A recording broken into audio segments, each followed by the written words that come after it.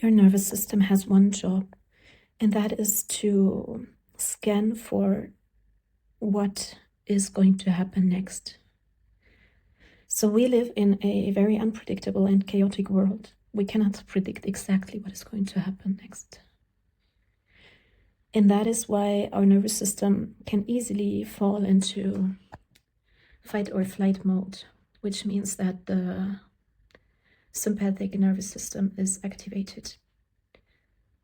But I want to show you today why believing in one sovereign Allah is, let's say, the most nervous system intelligent belief that one can hold. So let's dive into it. So if you're new here, welcome to my channel. I'm talking a lot about nervous system regulation and belief, and basically my own experience with it. So feel free to subscribe, comment, and may this be beneficial for you, inshallah. I am just myself starting to discover how Islam actually functions like a nervous system architecture. For example, you have Salah as the rhythm, daily rhythm, wudu as a reset, let's say, and community as a co-regulation system. Today I want to go a little bit deeper, a layer deeper, into the foundation underneath it all, which is Tawhid, the oneness of Allah, and specifically what it means that He alone is the sovereign, and why that single fact actually does something to the predicting and pattern-seeking brain in our body. And we are going to look at this through three lenses. So one is, what does neuroscience say? Why our nervous system craves predictability in the first place? Then what does Imam Al-Ghazali tell us, or what did he tell us about Tawakkul and divine unity many years ago? And then, of course, what does this mean for how we build community, and how do we survive in a world that feels like it is constantly changing, constantly on fire? Tawhid means Allah's sovereignty is one, undivided and shared with nothing. There's nothing beyond Him. There's no other God, no other fate, and no random chance actually running the universe alongside Him.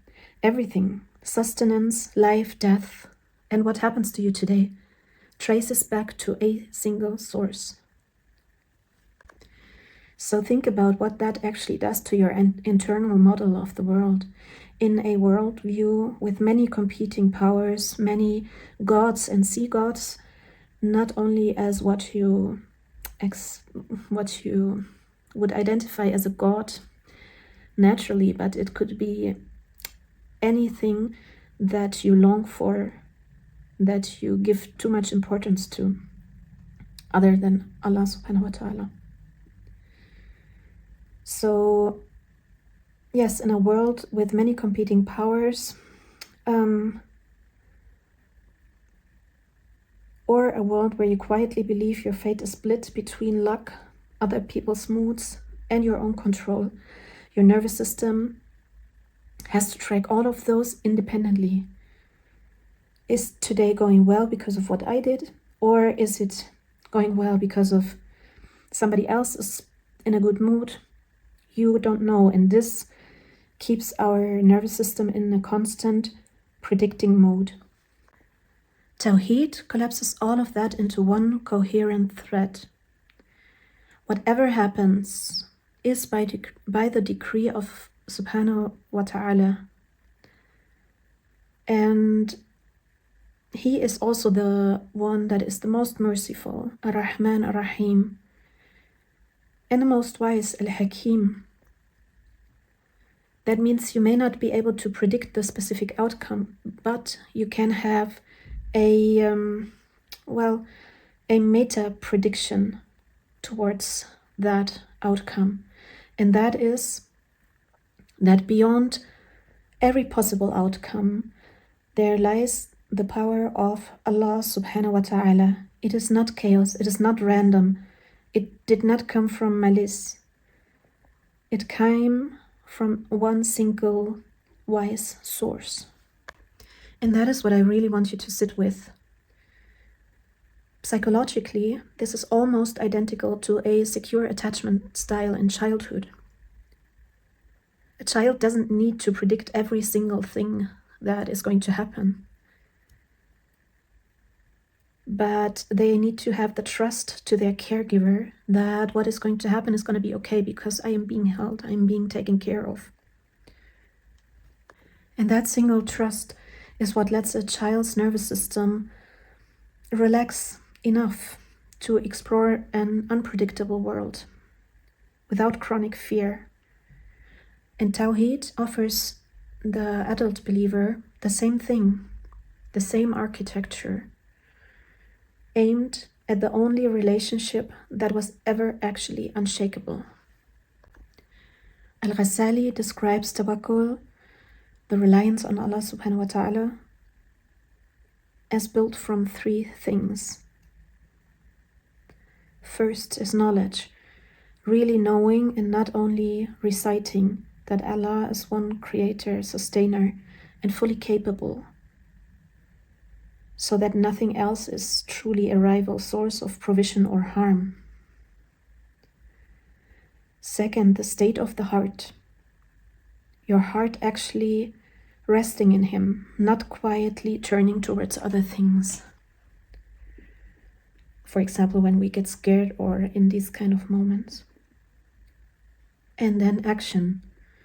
Al-Ghazali is explicit that tawakkul does not mean abandoning effort. It means planning, working towards your goal, but in the end having the trust on Allah subhanahu wa ta'ala.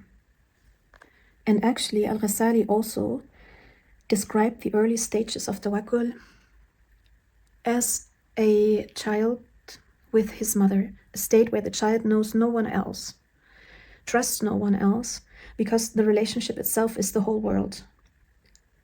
And that is almost word for word what attachment security looks like. Al-Ghazali was describing these things like many years ago. And he has another metaphor to describe this state of tawakkul. He speaks of a dead person, utterly still, without resistance, and fully given over, the dead person in the hands of the one washing him or them.